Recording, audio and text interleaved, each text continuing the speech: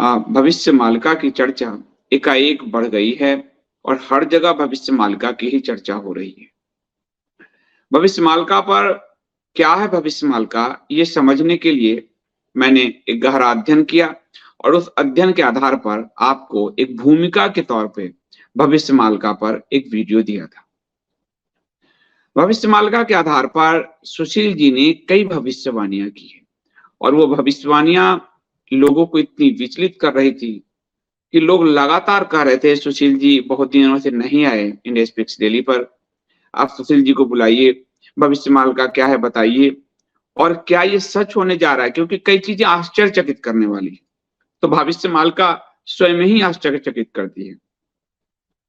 तो मैंने कहा कि इस पे मैं एक भूमिका आप लोगों को दे दूं, जो दे दिया। फिर सुशील जी को आज मैंने बुलाया और कल प्रीति शुक्ला जी को बुलाऊंगा ताकि हम लोग भविष्य मालिका को समझें। पहले बिना समझे हम भविष्य मालिकों को जान नहीं सकते। तो आज हमारे साथ हैं सुशील जी। सुशील जी, आपका बहुत बहुत धन्यवाद है, बहुत स्वागत है। काफी दिनों बाद आप पधारे, thank you so much. Sushil ji, आपने भविष्य मालिका के आधार पे कुछ भविष्यवाणियां की अपने फेसबुक पर और ट्विटर पे, और लोग बहुत ज्यादा उत्तेजित हो गए जानने के लिए कि भविष्यवाणियां क्या है और भविष्य मालिका ऐसा कैसे कह रही है। तो मैंने कहा आपसे बेहतर कौन बताएगा, तो मैं आपके भविष्यवाणियों को एक एक लेता हूं और फिर आप मुझे बताइएगा। लेकिन सबसे पहले भविष्य मालिका पे बता दीजिए ये क्या है। देखिए, भविष्य मालिका कभी जैसे नास्ट्राडमस की भविष्यवाणियां थी, कुछ कुछ उसी तरह का भविष्य मालिका भी है, पर भविष्य मालिका में जो लिखा है उसके अनुसार सारी घटनाओं का जो केंद्र है वो भगवान जगन्नाथ से संबंधित है पूरी। तो वहां पर भगवान जगन्नाथ ने अच्युतानंद अपने एक व्यक्ति शिष्य हैं, वो मतलब बहुत बड़े भविष्यवाणी करने वाले थे 500 साल पहले, 500-600 साल पहले, और पंच सखाओं को उन्होंने तैयार किया। तो ताड़ के पत्रों पर ये लिखा गया। लेकिन मुझे जो लगता है, मेरी अपनी शोध है कि इसका कोई अभी तक नाम निशान नहीं था, यह अचानक आया। तो इसका एक कारण हो सकता है लोगों ने कई चीजें देखी जो सच हो रही हो। जैसे वहां के राजा कोई देव सिंह है, तो राजा सिंह देव या देव सिंह, तो वो कहा गया कि उनके जो सिर्फ पुत्रियां होंगी, पुत्र तो होंगे नहीं। तो ये सच पाया गया वर्तमान में राजा साहब के सिर्फ पुत्री है और पुत्र नहीं है। दूसरी चीज, भविष्य मालिका को काशीनाथ मिश्र ने शुरू किया, तो मतलब वो सबसे पहले चर्चा में आए, लेकिन वो उनकी बातें, वो मतलब उसका अध्ययन मुझे नहीं लगता बहुत अच्छी तरीके से कर पाए। फिर एक पांडा जी हैं, मुझे उड़ीसा के एक मित्र ने बताया कि आप उनके चैनल पे जाइए, कुछ देखिए, और शायद मैं उड़ीसा जाऊं भी इस चीज के लिए। तो आज मुझे एक अलग उड़ीसा के लोग हैं, वो मुझे समय समय पर वहाँ की परिस्थिति बताते रहते हैं, तो वो उनका भी मैं पाया हूँ, उनका एडिशन में फिर कभी रखूंगा। तो मुझे भविष्य मालिका पर पांडा जी और एक लोगों की ओर रिसर्च प्राप्त हुई है, उस हिसाब से मैंने भविष्यवाणियां करी हैं। अच्छा, जो भविष्यवाणियां हैं वो मोस्टली भविष्य मालिका पर बेस्ड है, उसे मेरी आप निजी मत मानिए। हाँ, मैं इतना जरूर कह सकता हूँ, जैसा कि इंडिया स्पीक्स डेली पर करीब 2-3 सालों से कहता आ रहा हूँ कि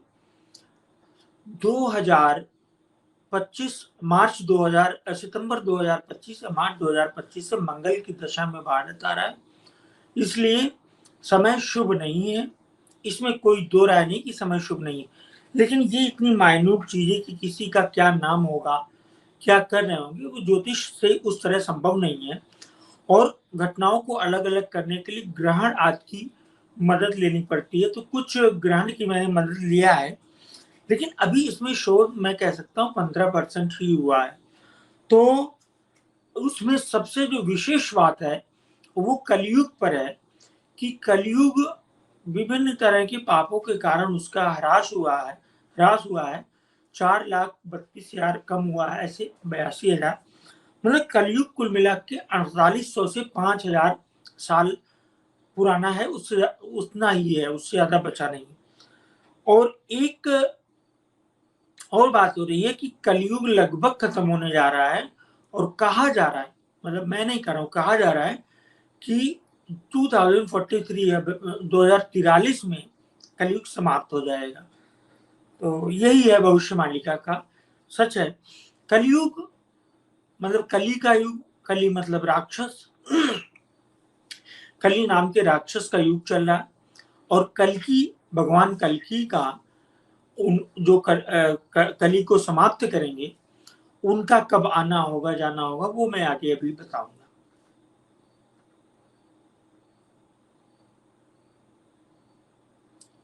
भविष्य मालिका में आपने ठीक कहा, सब कुछ भगवान जगन्नाथ जी पर ही आधारित है, और जगन्नाथपुरी को मर्त्य लोक बताया गया है। राजा दिव्य सिंह देव के बारे में आपने बताया, वो भविष्य मालिका की सही में भविष्यवाणी है और वो सच हुई। फिर जगन्नाथ धाम के मुख्य मंदिर से पत्थर गिरेगा, और ये बात भी उसमें सही हुई कि 16 जून 1990 को पत्थर गिरा, और अचानक आमला बेड़ा से एक पत्थर गिरा, 1 टन से वजनी, छोटा मोटा पत्थर नहीं, 1 टन वजन वाला। ये पता नहीं चला पत्थर आया कहां से। उसके बाद कहा गया कि वहां पे गिद्ध बैठेगा, और गिद्ध बैठने की भी घटना हुई जो है। तो नीला चक्र थोड़ा टेढ़ा हो जाएगा, वो भी घटना हुई। तो ये चीजें 1990 के आसपास से दिखने लगी है, मतलब जो अरुण स्तंभ पे गिद्ध बैठेगा और ये सब। तो ये आपने ठीक कहा कि भविष्य मालिका की कई घटनाएं प्रत्यक्ष हुई है। तो उस भविष्य मालिका के आधार पे मैं आपकी जो पहली भविष्यवाणी थी कि 2050 तक दुनिया आधी आबादी हो जाएगी, कलयुग समाप्ति की ओर है, और कलयुग 2043 तक ही रहेगा। 2023 से 2026 भारत के लिए बिल्कुल भी शुभ नहीं है। तो ये इस बारे में मैं जानना चाह रहा हूँ। देखिए, पहली बात जो दो आधी आबादी वाली बात है, आधी आबादी रह जाएगी, तो भारत की उसमें कहा गया शायद 40 करोड़, वो 27-28 में ही हो जाएगा। तो और दूसरी चीज, वायु पुराण और भविष्य पुराण में भी कुछ इन सब चीजों का थोड़ा थोड़ा जिक्र है, और उस पर मुझे काम करना है। लेकिन जो अभी आप कह रहे हैं कि भारत के लिए ये नुकसानदेह होगा, तो अगर आप चाहें तो मैं इसे साल के हिसाब से बता सकता हूँ। 22 से लेके 2022 से लेके 2029 तक का मेरे पास मटेरियल है। तो इस तरह कहिए तो इस तरह बताना मैं शुरू करूं। जी जी जी सुशील जी, जरूर बताइए। अच्छा, तो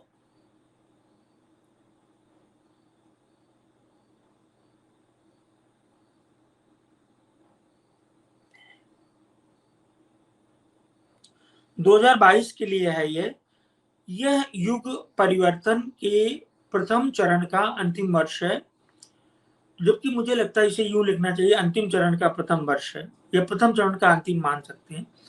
इस वर्ष में विश्व पटल पर अकस्मात युद्ध तथा आपसी शत्रुता उभर कर सामने आने लगेंगी। 2022 की बात हो रही है। अनेकों छोटे बड़े भूकंप, ज्वालामुखी आएंगे, और भारत दुनिया में बड़े छाप छोड़ता दिखेगा, परंतु आंशिक रूप से उतना सशक्त नहीं होगा जितना स्वयं भारत को प्रेजेंट करेगा। तो ये भविष्यवाणिका कह रही है, भारत तथा यूरोप के अंदर अस्थिरता बढ़ेगी। अब बढ़ेगी, अगर 22 को देखा जाए थोड़ा बहुत। संसार में पुनः युद्ध शब्द 80 वर्ष बाद सुनाई देने लगेगा। अब देखिए, भविष्यवाणिका में कह रहा 80 वर्ष बाद सुनाई देने लगेगा, मतलब उसने कारगिल युद्ध और 91-92 को इराक युद्ध, इन सब युद्धों को उसने नहीं लिया, वो मतलब बड़े युद्ध ही होंगे। तो संसार में पुनः युद्ध शब्द का 80 वर्ष बाद सुनाई देने लगेगा। कोई भी शांति का पक्षधर नहीं होगा। हालांकि सभी शांति की बात अवश्य करते दिखेंगे। प्रजा में क्रोध, असंतोष की भावना अधिक होगी, आपसी झगड़े एवं उन्माद बढ़ेंगे, साथ ही महंगाई भी बढ़ेगी। कई देश इससे बहुत बुरी तरह प्रभावित हो जाएंगे। संसार के अधिकतर देश शस्त्र बनाने में जुट जाएंगे। गुटबंदी कुछ धुंधले से दिखाई पड़ने लगेगी। अचानक कल्कि नाम प्रचार शुरू होगा और लोगों में डर की भावना बढ़ जाएगी। तो कल्कि शब्द का प्रचार 22-23 में ही शुरू हुआ, उसके पहले नहीं था। अब आते हैं 23 पर। 23 थोड़ा सा डरावना शुरू हो रहा है। इस वर्ष जनवरी के माह में शनि के कुंभ राशि में गोचर के साथ ही भविष्यवाणिका में थोड़ा सा ज्योतिष में के जो गोचर है, गोचर लगाया गया है और ग्रहण का भी प्रयोग हुआ है। तो ग्रहण का प्रयोग राव सर करते रहे हैं, खासकर युद्ध वगैरह और जो भी नेगेटिव चीजें बताने के लिए ग्रहण का प्रयोग वो करते रहे हैं। तो इस वर्ष जनवरी के माह में शनि के कुंभ राशि में गोचर के साथ ही महाविनाश के दूसरे चरण का आरंभ होगा। आकाश में गर्जन तेज होगी। यह प्राकृतिक कारणों से भी होगी तथा लड़ाकू विमान एवं मिसाइलों के कारण अधिक होगा। ध्यान रखिए, ये सारी बातें भविष्यवाणिका से हैं। इस वर्ष में रूस का गठबंधन प्रत्यक्ष रूप से सामने आ जाएगा, जिसमें रूस, चीन, तुर्की, अरब, ईरान समेत 8 देश शामिल रहेंगे। रूस इस वर्ष परमाणु हमला करेगा। अब देखिए 23 की बात हो रही, जिसके परिणाम बहुत भयानक होंगे। इसके उत्तर में अमेरिकी गुट 800 से ज्यादा खतरनाक मिसाइल रूस पर दागेगा, जिससे रूस को काफी नुकसान होगा। रूस में कम शक्ति के परमाणु अस्त्रों से शुरू हुआ ये युद्ध भीषण रूप ले लेगा। साल की दूसरी भाग में राहु के मीन राशि में प्रवेश के साथ ही मतलब अक्टूबर में राहु मीन राशि में जाने वाला है। तो साल के दूसरे भाग में राहु के मीन राशि में प्रवेश के साथ ही विश्व पर खाद्यान्न संकट गहरा जाएगा। भोजन के लिए यूरोप, रूस, अमेरिका में लोग परेशान होंगे। ऐसे में भारत रूस को अन्न संकट से उबारेगा। बीमारियों का स्तर बढ़ेगा। चीन, ताइवान तथा जापान के साथ युद्ध में उलझेगा और वर्तमान में ताइवान में बड़ा विनाश होगा। ताइवान में आगे है 75% आक्रमण वायु यंत्रों से होंगे। भारत के दक्षिण प्रांतों से तथा उड़ीसा, बंगाल से आंतरिक अस्थिरता की शुरुआत होगी।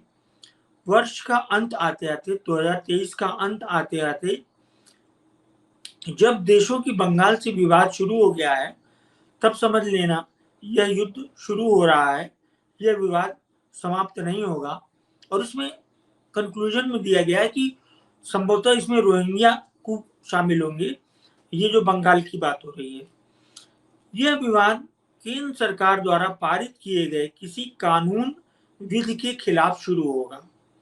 दक्षिण में केरल तथा कर्नाटक से ही ऐसे विद्रोह शुरू होगा। चारों दिशाओं में विद्रोह के नाम पर भारत के इस्लामीकरण कार्रवाई शुरू हो जाएगी। मंदिरों को तोड़ा जाएगा। हिंदुओं के घरों में, दुकानों में, सड़कों पर संहार नरसंहार होंगे। थोड़ा सा बोलने में मतलब मैं अवॉइड कर रहा हूँ। महिलाओं का शील भंग होगा। उत्तर में हिंदू पक्ष भी शस्त्र धारण करेगा और सड़कों पर लाशें ही लाशें होंगी। भारत पर वर्ष अंत तक खाद्यान्न संकट बहुत ज्यादा हो जाएगा। राज्य सरकारें अस्थिर होने लगेंगी। अनजान भय ये हर तरफ व्याप्त हो जाएगा। धन, मान, जाति, सत्ता, सब प्रकार का अभिमान समाप्त हो जाएगा। सभी प्राणी समान से प्रतीत होंगे। अप्रैल 2023 से 2024 के मध्य में भगवान कल्कि के सत्य का प्राकट्य होगा। देखिए खुद ही करें। अप्रैल 23 से 2024 के बीच में कल्कि जी का जो भी है वो क्लियर हो जाएगा, ये कहाँ पे है, कौन है, उनके प्रकट जाहिर होगा। इसके बाद उड़ीसा का बिरजा मंडल क्षेत्र डूब जाएगा। समुद्र नदियां अपने तट का उल्लंघन कर भूमि को लीलना शुरू करेंगी। भक्तों के एकत्रीकरण का साल, ये वो भक्त नहीं है जिनकी बात होती है, भक्त मतलब भगवान जगन्नाथ के भक्त। भक्तों के एकत्रीकरण का कार्य साल 2014 से 2019 से शुरू हो चुका है। साल 22 तक भक्तों की चेतना जागृत हो जाएगी, पूर्ण जागृत हो जाएगी, एवं एक तरफ युद्ध हो रहे होंगे, दूसरी तरफ भगवान और भक्त स्वतंत्र हो रहे होंगे। मेरे ज्ञान के अनुसार साल 2024 तक भक्तों का एकत्रीकरण हो चुका होगा। आगे श्री हरि की इच्छा। इस वर्ष संसार बिखरने लगेगा। विश्व में अनेक देश एक दूसरे से युद्ध में उलझ पड़ेंगे, जैसे रूस यूक्रेन एवं अमेरिका से, चीन दक्षिण सागर में ताइवान जापान अमेरिका से, इजराइल अरब तथा 3 देशों से, तुर्की ग्रीस से, उत्तर कोरिया दक्षिण कोरिया से। भक्तों के एकत्रीकरण का साल बताया हमने। अब ये 2024 हम लेते हैं। यह साल महाविनाश की लीला के द्वितीय चरण का दूसरा साल है। इस वर्ष विश्व युद्ध और हिंसक रूप ले लेगा। इस वर्ष का अंत आते आते लगभग आधा रूस, पूरा यूरोप का वातावरण धुआं तथा विषैली गैसों से भर जाएगा। आषाढ़ मास 23 जून से 3 जुलाई 2024 13 दिन का पक्ष, जो काल योग के नाम से जाना जाएगा, धंस जाएगा मानव मलबे में। धरती पर बहुत बड़ा काल आएगा। शनि कुंभ राशि में गोचर करता रहेगा। वैशाख मास मतलब मई 2024 के आखिरी समय में धरती पर कई लाशें पड़ी होंगी, उठाने वाला कोई नहीं होगा। यह होगा परमाणु युद्ध के कारण। इसी प्रकार शुक्र मेष में गोचर करेगा। देखिए शुक्र मेष में गोचर मतलब ये थोड़ा सा भारत के लिए भी, चूंकि शुक्र भारत की लग्न का स्वामी है। एक परिंदा आकाश में उड़ेगा। इसमें एक लिखा है जिस तरह लगभग नास्ट्राडामस लिखते थे उसी तरह का कुछ है। एक परिंदा आकाश में उड़ेगा, वह चाहेगा ऐसे स्थान पर उतरे जहां लाश न पड़ी हो। परिंदा उतरना चाहेगा लेकिन अंत तक मर जाएगा, उतर नहीं पाएगा क्योंकि ऐसी कोई जगह नहीं मिलेगी। अब देखिए भारत के बारे में। भारत जो कि 2023 के सितंबर से ही कष्टों के विघ्न शुरू हो गया था, अब युद्ध में झोंका जाएगा। अंदर मुसलमानों का गृह युद्ध और बाहर दो तरफ से घेराबंदी होगी। अंदर गृह युद्ध होगा मलेच्छों से और बाहर मतलब दो तरफ बाहरी युद्ध होंगे। महाभारत काल के योद्धा भूरिश्रवा जो तब श्री कृष्ण की लीला से युद्ध नहीं कर पाए थे, वे पुनः जन्मे हैं चीन में। इस बार वे भारत के खिलाफ रण में उतरेंगे तथा बाद में धर्म मार्ग पर चले आएंगे, भारत की तरफ हो जाएंगे। भारत के अंदर चल रहे गृह युद्ध का लाभ लेकर भारत भूमि पर अधिकार कर यहाँ के संसाधनों को लूटने के विचार से चीन, तुर्की एवं पाकिस्तान आक्रमण के लिए तैयार हो जाएंगे। देखिए भविष्यवाणी का यहाँ पर कोई विरोध नहीं है। हर कोई कह रहा है कि 13 देश जिसमें चीन होगा, तुर्की होगा, पाकिस्तान होगा और पांडा जी के अनुसार इसमें रूस भी शामिल हो जाएगा। और ये 23 से 25 के बीच में ये होने जा रहा है। सुशील जी ये जो ब्रिक्स का, आज मैंने इसलिए ब्रिक्स पे लिया था, तो रूस शामिल हो चुका है। रूस, चीन जो है ब्रिक्स में पूरा अरब को शामिल कर लिया है उसने, और भारत चाह के भी वीटो नहीं कर पाया, भारत को पीछे हटना पड़ा है। तो जो आप कह रहे हैं वो अभी कल 24 को ब्रिक्स की मीटिंग खत्म हुई है। ब्रिक्स में वो दिखा है कि रूस, चीन और चीन के कहने पर 6 अन्य जो है सऊदी अरब, ईरान, जो आप कह रहे थे सऊदी अरब, ईरान, ये सब ब्रिक्स में शामिल हुआ है। और एक दूसरी गुटबंदी दिख रही है। तो जो आप कह रहे हैं अभी भविष्यमालिका में, वो कल वृक्ष में दिख गया। हाँ, लेकिन थोड़ा सा डरावना लग रहा है, मतलब इस तरह से अभी आपको चीजें और स्पष्ट दिखेंगी जी कि जी बड़ा विवादास्पद है बोलना। तो भारत चीन भारत को धोखा देगा, तो धोखा तो शुरू से देता रहा है। भारत के उत्तर पूर्व में अरुणाचल, सिक्किम सेना का विशाल घेरा लगाएगा चीन। ऐसा दिखाएगा कि सेना आगे बढ़ सकती है। सामान्य स्थिति यह होगी कि चीन समुद्री सेना का प्रयोग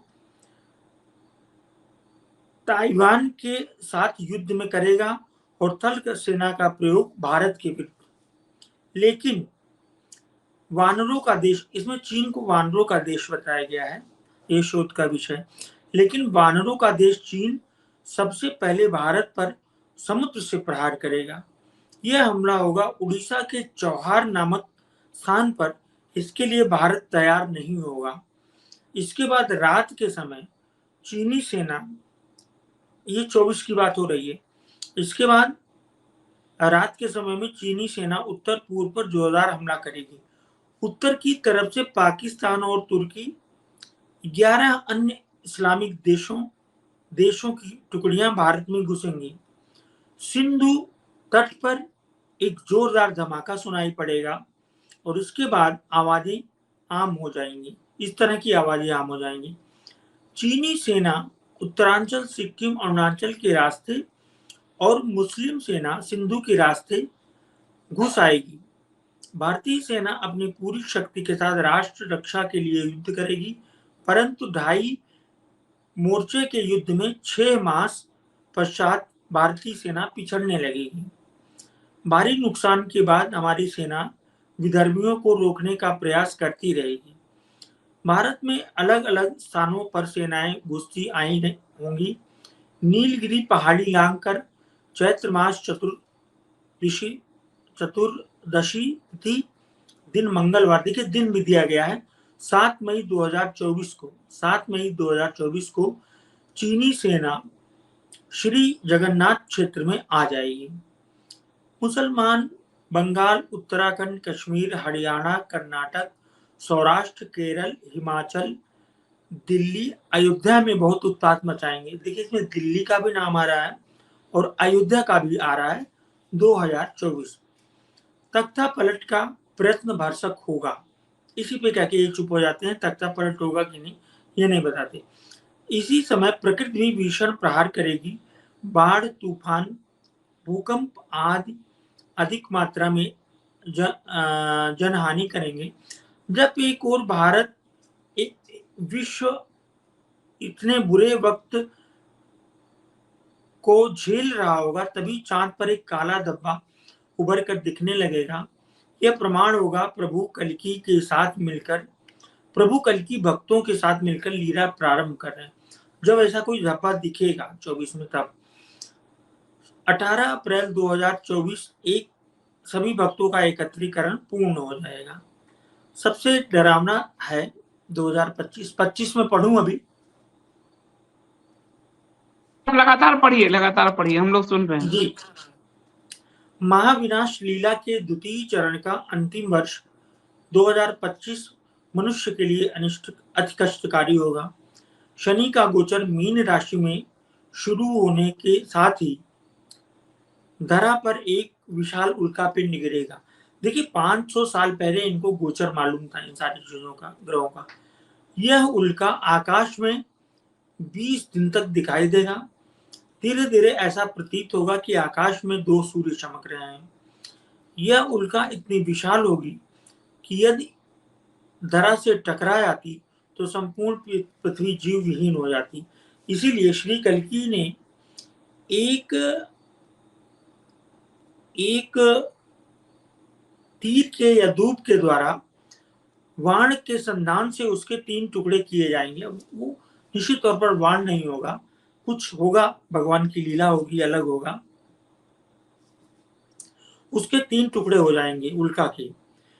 तीनों ही विशाल सागरों में गिरेंगे। एक टुकड़ा प्रशांत महासागर में, एक टुकड़ा अटलांटिक में तथा एक बंगाल की खाड़ी में। इनके प्रभाव से उग्र सुनामी उठेगी।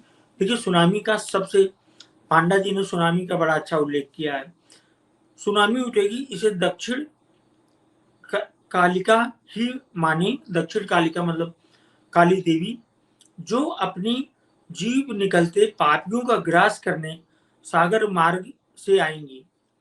अटलांटिक से आई सुनामी 40% उत्तर अमेरिका को डुबो देगी, मतलब अमेरिका और कनाडा को 40%। बंगाल की खाड़ी में नारायण इच्छा से आई सुनामी भारत के 3 राज्यों उड़ीसा, बंगाल, झारखंड एवं आंध्र के बहुत भाग को जलमग्न कर देगी। इसी समय नदियां भी उग्र रूप धारण करेंगी। अपने तटों का उल्लंघन कर व्यास से, अपना जो व्यास होता है नदियों का, व्यास को क्या बोलते हैं, त्रिज्या व्यास, 2.5 गुना तक बढ़कर बहेंगे। बांध ध्वस्त हो जाएंगे। नदियां इतना विकराल रूप धारण करेगी कि उन्हें सीधी दृष्टि से देखने मात्र से भय लगेगा। उल्का गिरने से पूर्व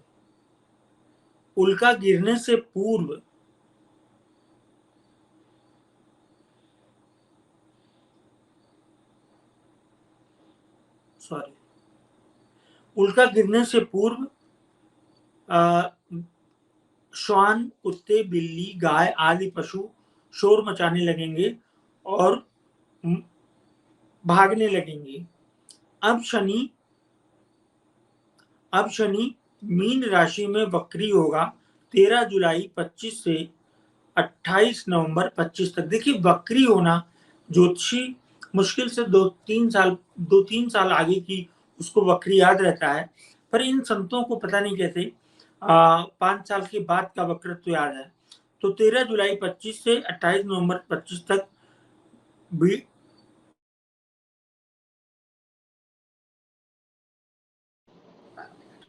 सुशील जी, हाँ हाँ हाँ, जी जी।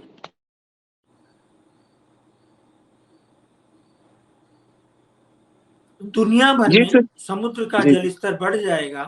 कारण साल 2023-24 में प्रयोग हुए परमाणु अस्त्रों के कारण उत्तरी ध्रुव का 2023-24 में जो परमाणु अस्त्र का यूज हो चुका होगा।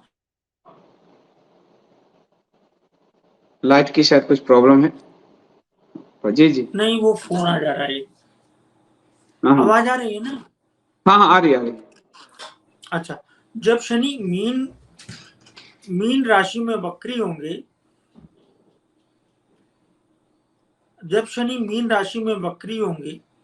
23 जुलाई से 25 तक अत्यंत दुनिया भर में समुद्र जल स्तर बढ़ जाएगा। अच्छा, अब देखिए उत्तरी ध्रुव में 25,000 वर्षों से कैद भयानक विषाणु वायरस मुक्त होकर महामारियों के रूप में संसार में टूट पड़ेंगे। अभी एक समस्या ये भी आ गई कि 25 में महामारियां आएंगी जो कि कई सालों से इकट्ठा हुए विषाणुओं का, उत्तरी ध्रुव में विषाणुओं का जो एक क्लस्टर था वो सामने आएगा। नई बीमारियां होंगी, ना कोई इनका इलाज होगा, न कोई दवा होगी, सिर्फ हरि नाम का आश्रय। संपूर्ण धरा त्रस्त हो जाएगी इससे। अब देखिए जो सबसे डरावना है 2025 की भविष्यवाणी में दिल्ली पर परमाणु हमला होगा। संपूर्ण स्थान ध्वंस का स्तूप बनकर रह जाएगा। बंगाल में श्री दक्षेश्वरी मंदिर पर चीन के द्वारा मिसाइल से हमला किया जाएगा जिससे मंदिर नष्ट हो जाएंगे। अन्न संकट, कली महाभारत युद्ध। अब ये 26 की बात कर लेते हैं। कली महाविनाश खंड प्रलय के अंतिम चरण का प्रथम वर्ष भारत भूमि पर 2025 के दूसरे भाग में कली महाभारत युद्ध का शंखनाद हो चुका होगा। वहीं युद्ध भीषण रूप ले लेगा। चारों दिशाओं में पापियों का रक्त गिरेगा। देव सेना के प्रचंड पराक्रम के कारण नदियों का रंग लाल हो जाएगा। अब देखिए मतलब ये अब देव सेना विजयी होती दिख रही है, लाल हो जाएगा। कंपायमान होती धरा चंडी चामुंडा भैरवी की भीषण गर्जना से पापी प्राण बचाने के लिए चारों दिशाओं में भागेंगे, उनका वध होगा। ये अच्छा संकेत है, पापियों का वध होगा। इस वर्ष सितंबर में 13 मास के बाद युद्ध शांत होगा। यह भारत की पुण्य भूमि पर लड़ा जाने वाला अंतिम युद्ध होगा।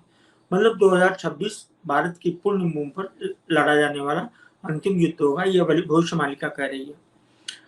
श्री कल्की राम आज्ञा करेंगे, उत्तर के सम्राट को जाकर अपनी भूमि को पापियों से मुक्त करवाओ। उनका ही आना पाकर कुछ योद्धा लेकर चीन की तरफ जाएंगे, जहां सभी अपने अपने भूभाग को मुक्त करवाकर स्थापित करेंगे। चीन के 9 टुकड़े होने का विधान श्री हरि ने किया है। इसके बारे में पांडा जी कहते हैं कि भर्तरी नाम का एक शासक, जो कि सेना में रह चुका होगा, चित्तौड़ का रहने वाला होगा, सूर्यवंशी होगा, वो फिर से भारत को मुक्त कराने में मदद करेगा। लेकिन कुल मिला के अब 2026 ऐसा हो जाएगा कि भारत मुक्त भी हो जाएगा, चीन के टुकड़े भी हो जाएंगे। युद्ध भारत में शांत हो जाएगा 2027 में। 2027 का है। गर्मी के दिनों में दक्षिण भारत समुद्र में भूकंप के कारण उपजी सुनामी की चपेट में आएगा और आबादी सिर्फ बचेगी 40 करोड़। देखिए, युद्ध तो 26 में ही समाप्त हो गया। अब 28 है। इस वर्ष आपदाओं से जीवित बचे लोग भुखमरी के कारण आपस में लूटपाट करेंगे। 2029 बहुत अच्छा है। नई सृष्टि का सृजन होगा। श्री कल्की शंखनाद करेंगे, त्रिभुवन में पांचजन की गूंज होगी, सत्य अनंत काल सत्य प्रारंभ होगा। ये भविष्यवाणियां हैं फिलहाल जो। ये तो बड़ा डरावना है सुशील जी। और जी जिस तरह से चीजें दिख भी रही है, खासकर विश्व के स्तर पे जो 22 में कहा गया, इसमें तो 22 में आप देखिए यूक्रेन का रूस का युद्ध शुरू हुआ। 23 में आप देखिए कि चीन एक नई गुटबंदी करता हुआ दिख रहा है और ब्रिक्स को अपनी तरफ ले गया। इसमें इस्लामिक कंट्रीज शामिल हुई है।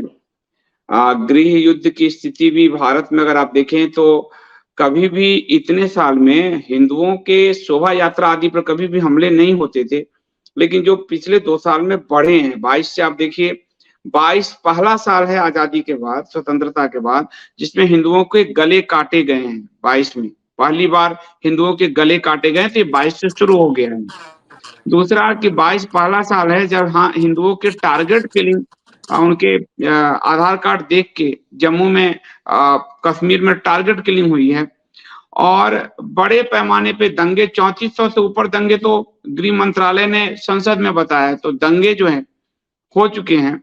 तो और वो प्रदेश जिसमें कभी दंगे नहीं होते थे, दिल्ली में 84 के बाद कभी दंगे नहीं हुए, वो दंगे से झुलस रहे हैं। हरियाणा में नो मुस्लिम इलाका था, परंतु स्वतंत्रता के बाद भी इन्होंने कभी हिम्मत नहीं की, वहां हिंदुओं को घेर कर मारने का प्रयास किया गया, इतना बड़ा दंगा किया गया। तो ये प्रभाव कुछ कुछ तो दिख रहा है, लेकिन भविष्यमाल का थोड़ा डरा भी रहा है। कहीं ये अतिशयोक्ति तो नहीं हो जाएगी, क्योंकि भविष्यमालिका पे भी हम लोग ये भी नहीं जानते हैं। तो पांडा जी ने जो आधार लिया है, आपकी ज्योतिषीय आकलन जो ग्रह नक्षत्रों की है, वो कितना सही लग रहा है? देखिए, ज्योतिषी आकलन सिर्फ इतना देख सकते हैं कि युद्धों का वर्ष होगा, इसमें दो राय नहीं है। मंगल चलेगा, अमेरिका कुंडली अपने आप में खराब चली रही है, रशिया का भी चल रहा है, यूक्रेन का भी चल रहा है, लेकिन इस तरह से इतने जल्दी ये सब हो जाएगा तो वैसा तो मुझे मतलब ज्योतिष के हिसाब से मैं नहीं कह सकता कि ऐसा ही होगा, क्योंकि कुछ अतिशयोक्ति लगती है, कुछ स्कैंडलस भी लगती है ये चीजें कि किस तरह का वातावरण बनाया गया हो। लेकिन 25 इसमें 24 में ही बता दिया गया है, लेकिन 2025 के अंत से समय सही नहीं है। यह बात मैं इसी चैनल पे कई बार बता चुका हूँ। कारण क्या है कि वो भारत के दूसरे मारक स्थान में बैठा हुआ मंगल है और ये 6-7 साल चलेगा, उसके बाद राहु आएगा। तो ऐसा 25 7 32 तो लेकिन 29 में ये भी कहा गया है कि भगवान का राज स्थापित हो जाएगा। एक अन्य जगह ये भी लिखा है पूरा विश्व 1 लाख राज्यों में बांट दिया जाएगा और सबके स्वतंत्र राजा होंगे। इस तरह की बातें हैं, लेकिन हमें इसको शोध मात्र ही लेना चाहिए।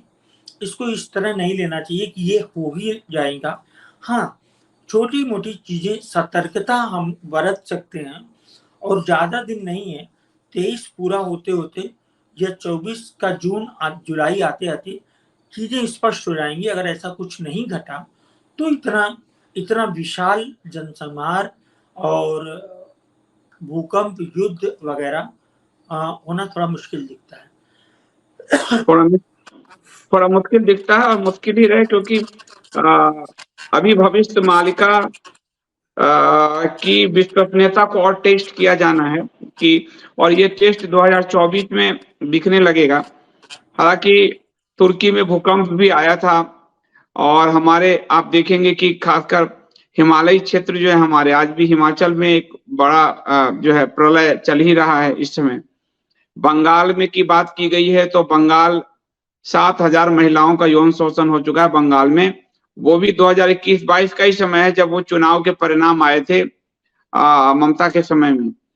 तो बंगाल में भी ये शुरू हो चुका है। मंदिर टूटने की बात है तो मंदिर तो जिस बेदर्दी से इस दौर में तोड़े गए सुशील जी, वैसे तो मुगलों ने भी नहीं तोड़े थे। तो मंदिर टूटता हुआ भी दिख रहा है, लेकिन फिर भी आशा कर सकते हैं। एक और आपने इसमें भविष्यवाणी की थी शायद कि अरब में प्रभु लीला करेंगे, तो अरब का क्या होगा?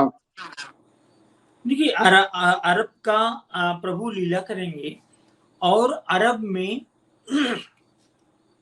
अरब के अंदर वो जो मक्केश्वर महादेव मंदिर है, तो उसका उल्लेख हुआ बाकायदा कि वो मक्केश्वर महादेव मंदिर में प्रभु खुद जलाभिषेक करेंगे और अरब के लोग अरबी या फिर मुस्लिम नहीं रह पाएंगे। इसमें स्पष्ट करें कि वो 2029 आते आते वो सनातनी हो जाएंगे।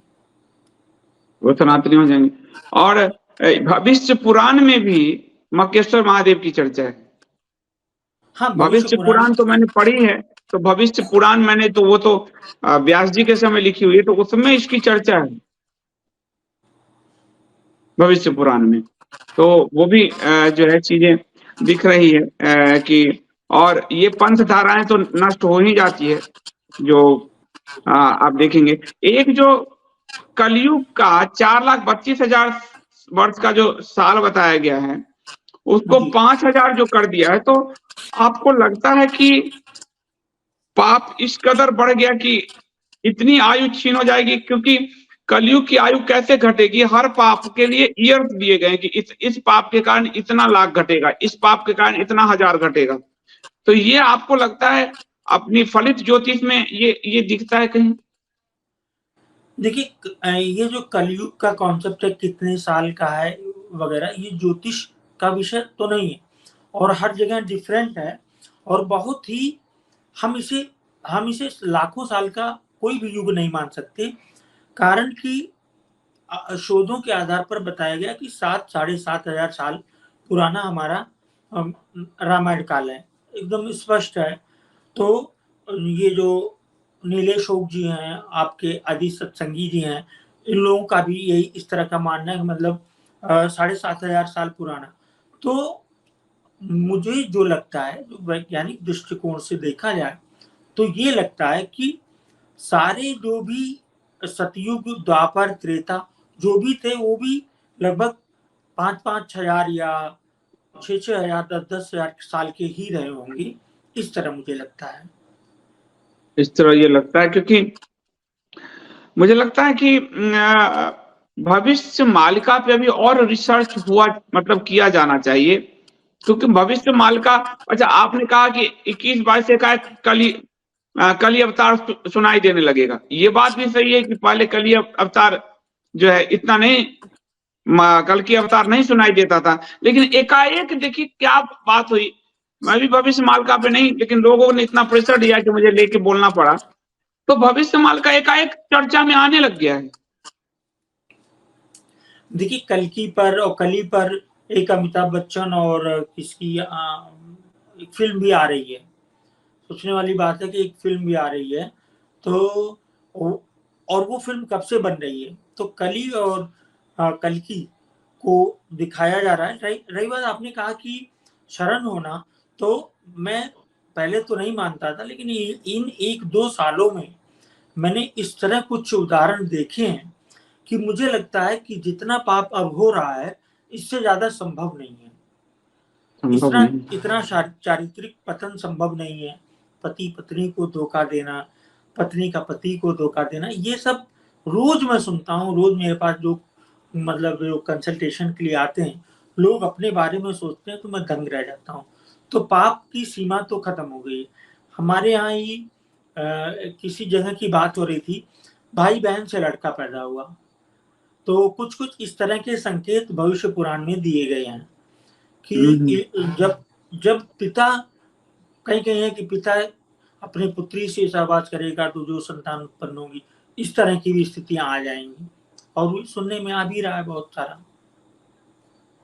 निश्चलानंद सरस्वती जी जो शंकराचार्य जी महाराज हैं, उन्होंने भी उनका भी एक वीडियो वायरल हो रहा है इसको लेके। अच्छा, वो भी पुरी से ही हैं? हाँ, वो देखिए आज मैंने उनके द्वारा कही गई कोई ऐसी बात पकड़ी कि मुझे लगा ये तो बहुत विद्वान व्यक्ति हैं। वो मुझे कॉन्टेक्स्ट छूट गया, पर उन्होंने जो बोला है वो बहुत स्पष्ट बोला है और वो काफ़ी कुछ भविष्यवाणिका की तरह बोल ही रहे हैं, हर चीज़ को।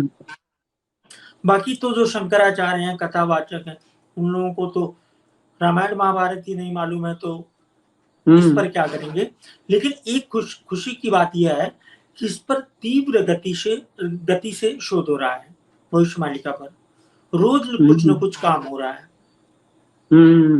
रोज कुछ न कुछ काम हो रहा है और कथावाचकों ने तो भविष्य मालिका में लिखा ही है कि ये लोग साधु के भेष में शैतान होंगे। ये साफ हाँ, दिख रहा है। इन लोगों ने भगवा तो पहन के। नरक मचा के रखा है। ऐसी आपको पता है ये जो आदि पुरुष में डायलॉग लिखा था मनोज मुंशिर ने, वो एक कथावाचक का डायलॉग है। पूछ में आग लगा दूंगा तेरा बाप का तेल नहीं, ये तो कथावाचक बोल रहा है सब। और कथावाचक हिंदू चाह का रहा है है और उन्हीं का है जो सबसे चर्चित इस समय है, केबी का। सबसे। हाँ, विश्वास जी का है संभवतः। मतलब कुछ वो भी भी बोला जा रहा है हमारे शास्त्रों को लेके और लोग वहां भीड़ कर रहे हैं। तो कलयुग ये जो भविष्य पुराण में इससे बचाव के क्या उपाय बताए गए हैं? देखिए बचाव के उपाय मात्र विष्णु जी और हरि चर्चा, मतलब विष्णु के रूपों का ध्यान, मतलब विष्णु जी के अलावा और जैसे कलयुग एक नाम अधारा, तो नाम जप, एक तो नाम जप हो गया, जाहिर सी बात है कृष्ण जी का या राम जी का होगा नाम जप में।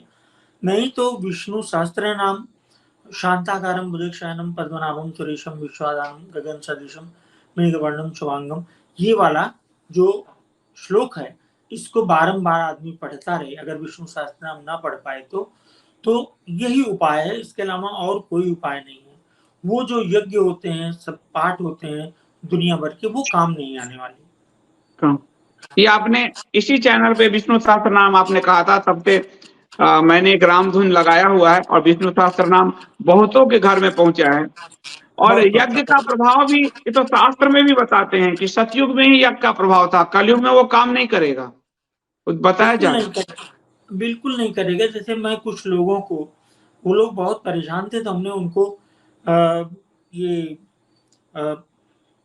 पीताम्बरा देवी की पूजा के लिए बताया, लेकिन आफ्टर वो लोग जेल चले गए, उनको लाभ नहीं, ये हुआ।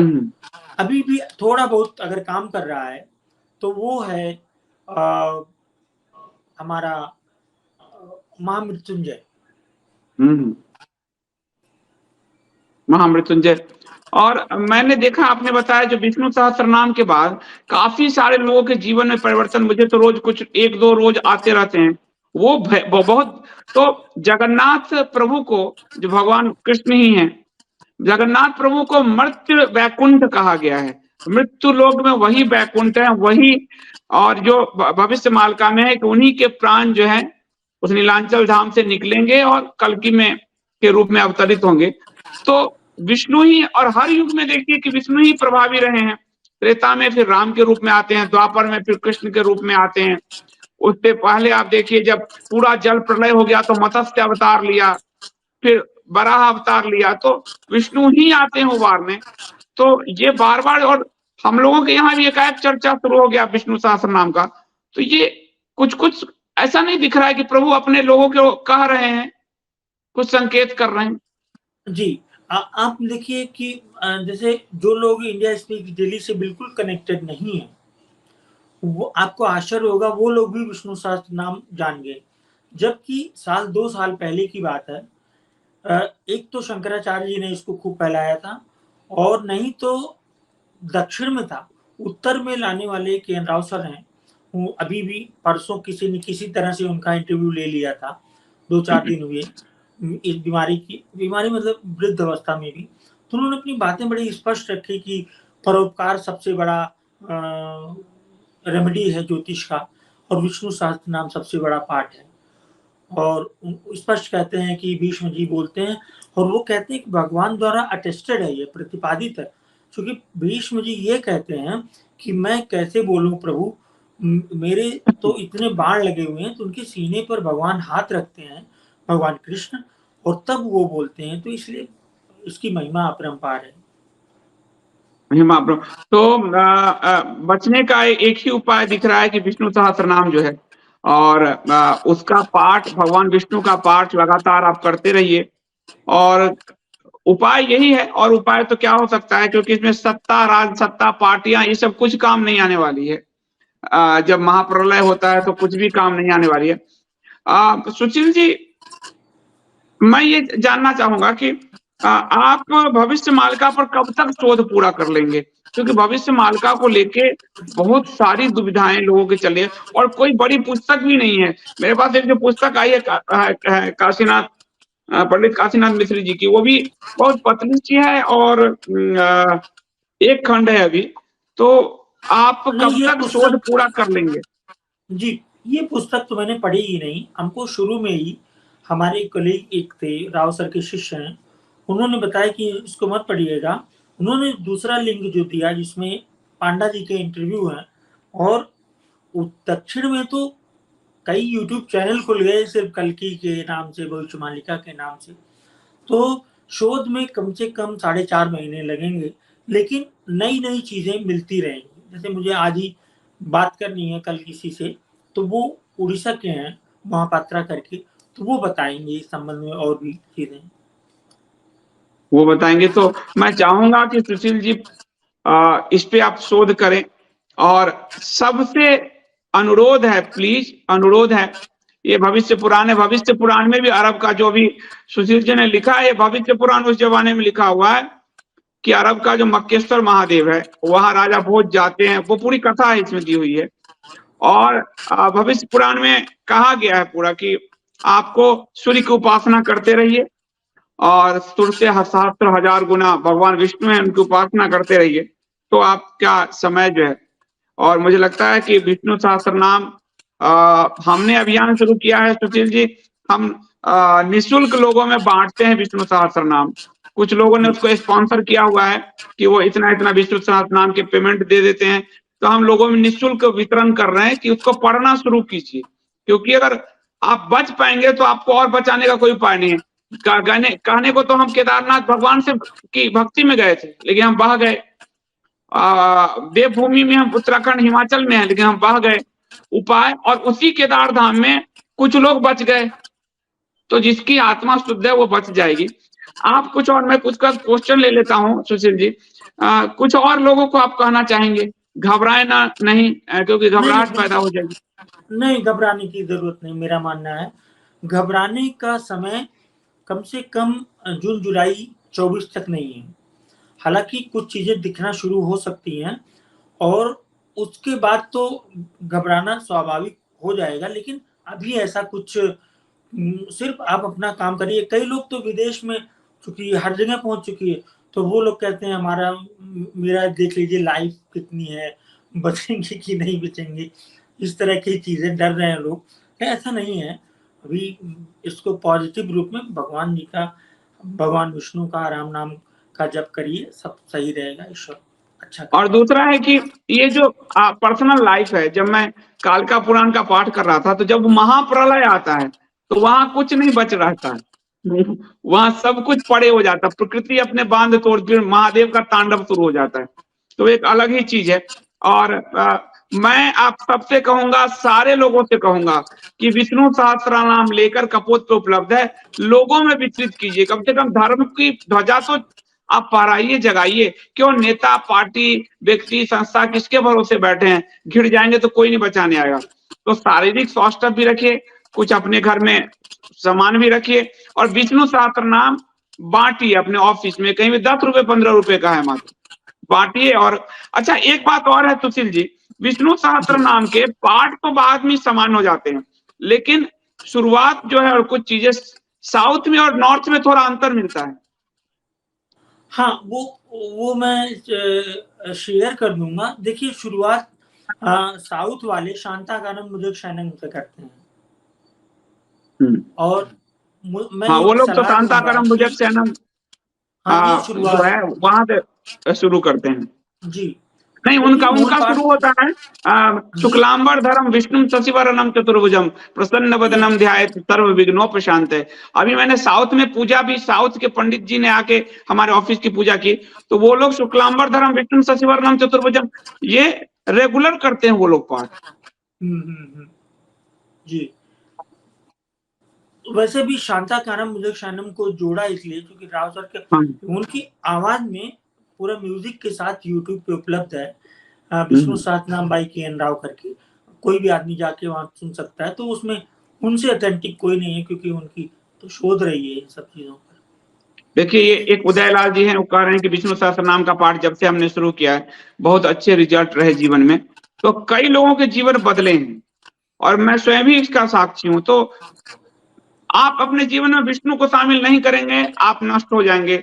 यही पूरे सृष्टि का सार है, और हर युग में मछली बनकर भी वो आपको बचाने आते हैं। मत्स्य अवतार में सप्तऋषियों को कैसे बचाते हैं वो, और तो भगवान विष्णु आपके लिए कष्ट सहते हैं। तो विष्णु मैं सहस्त्र नाम का जरूर पाठ कीजिए। सुशील जी, अगर आपकी अनुमति हो तो मैं कुछ प्रश्न ले लेता हूँ लोगों के। जी जी जरूर। जी, ब्रेकिंग डॉन, बहुत बहुत धन्यवाद, थैंक यू सो मच। अच्छा सुशील जी, एक चीज और आपने कहा था, इंटरनेट बंद हो जाएंगे, इलेक्ट्रॉनिक सामान काम नहीं करेंगे।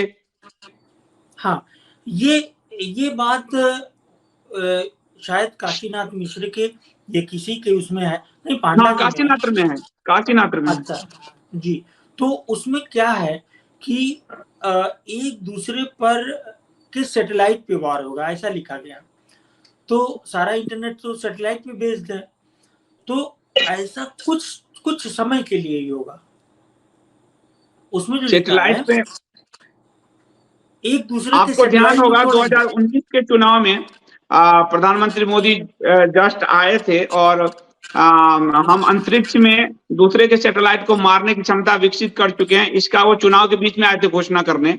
तो सैटेलाइट वॉर तो पश्चिम भी कह रहा है कि सैटेलाइट वॉर होंगे, और आज हमारा चंद्रयान जो गया है, चंद्रयान को लेके भी आप कुछ कहेंगे सुशील जी? नहीं, चंद्रयान को लेके क्या कहना, मतलब क्योंकि भारत शुक्र की दशा में चल रहा है, तो ऐसी स्थितियों में महिलाएं और फिल्में, देखिए जुलाई से शुक्र शुरू हुआ है, तो गदर 2 जैसी फिल्म अनएक्सपेक्टेड तरीके से, मतलब कुछ भी मुझे नहीं लगता उस फिल्म में विशेष कुछ होगा, लेकिन कितनी बड़ी तरीके से हिट हो रही है, आने वाली फिल्में भी चल सकती हैं। तो चूंकि भारत के लग्न का स्वामी है शुक्र, तो उसने भारत को नाम दिया, मतलब नाम ऊंचा करवाया। एक चीज और आपको बता दूं, आपने फिल्म से कहा तो आपने पिछली भविष्यवाणी की थी, तो ब्रिक्स में एक और बात हुआ, मैं ब्रिक्स का पूरा अध्ययन कर रहा था। तो ब्रिक्स में जब चाइना को ये पक्ष रखना पड़ा, तो सॉफ्ट पावर के रूप में चाइना के पास कुछ नहीं है, फिल्में आदि कुछ भी, तो चाइना ने भारत की फिल्मों का, आवारा, राज कपूर की फिल्मों का जिक्र चाइना ने किया, ब्रिक्स में ये चाइना ने किया कल। बताइए, ये उसमें जो आज इनकी कोई खबर है, आज मैं कहीं पढ़ रहा था कि ब्रिक्स साउथ अफ्रीका के न्यूज चैनल पर साइबर अटैक हुआ है कुछ लोगों, इंडिया के लोगों द्वारा, कुछ ऐसा है। हाँ, मतलब कुछ वो विवाद चल रहा है, उसमें मैं सरकार के बयान के साथ ही गया हूँ। तो चंद्रयान का प्रभाव हमारे लिए अच्छा रहेगा, वो तो बहुत अच्छा हुआ है, उसके लिए गर्व है। बहुत बढ़िया, और हाँ, बहुत उसका बढ़िया जो है, रहेगा। हाँ, क्योंकि आपने भविष्य मालिका में कहा कि चंद्रमा पे एक दाग दिखेगा, तो क्या पता हमारे इसरो के साइंटिस्ट दक्षिणी ध्रुव पे पहुंच गए, कुछ चीजें वो लेके आए जो हम लोगों को बताएं 14 दिन में। जी, जी, हो सकता है। ये भी हो सकता है।